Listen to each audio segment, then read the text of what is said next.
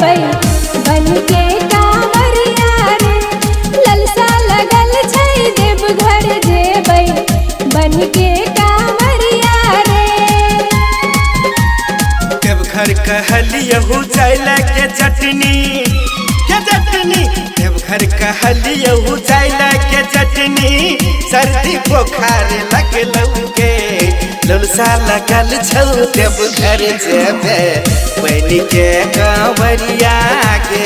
ललसा लगल छौ देवघर जेबे बन के कांवरिया के।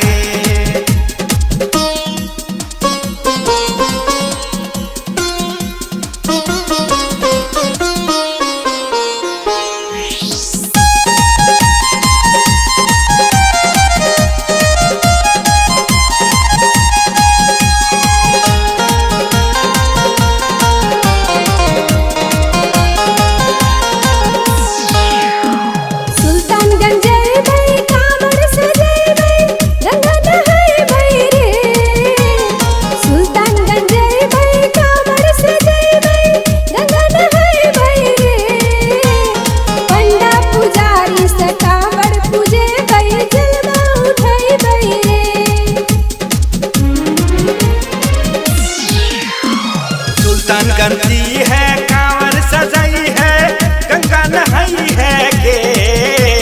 सुल्तानगंजी है कांवर सजाई है गंगा नहाई है के। पंडा पुजारी से कांवर पूजाई है जलवा उठाई है के। पंडा पुजारी से कांवर पूजाई है जलवा उठाई है के। बाबा यौ सुनबैया होला यौ हमर बात।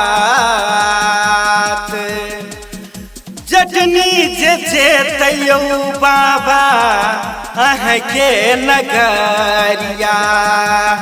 जटनी जे जेतै बाबा अहके नगरिया यो। बोल बम बोलबै रे जटा रहिया कटतै रे जटा। देवघर पहुँचबै रे जटा दर्शन करबै रे जटा। जलवा चढ़ेबै रे जटा अरे जटा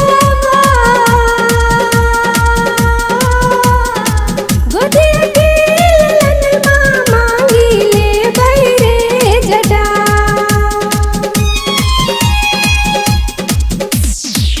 बोल बम बोलिया गे जटिन रहिया कटौ गे जटिन। देवघर पहुँचिया गे जटिन कृपे खन करिया गे जटिन। जलवा चढ़ैया गे जटिन आगे जटनी।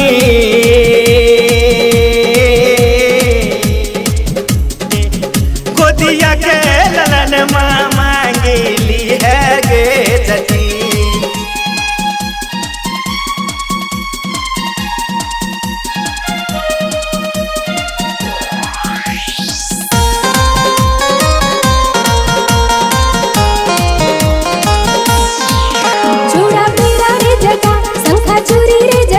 नथिया झुमका रे जटा सिंदूर बिंदिया रे जटा गजरा गजरा रे जटा अरे जटा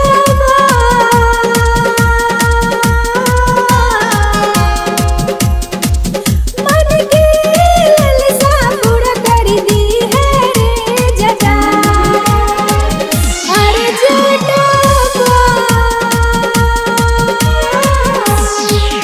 चूड़ा पेड़ा के जटिन शंखा चूड़ी के जटिन नथिया बिंदिया के जटिन सिंदूर बिंदिया के जटिन गजरा गजरा के जटिन आगे चटनी।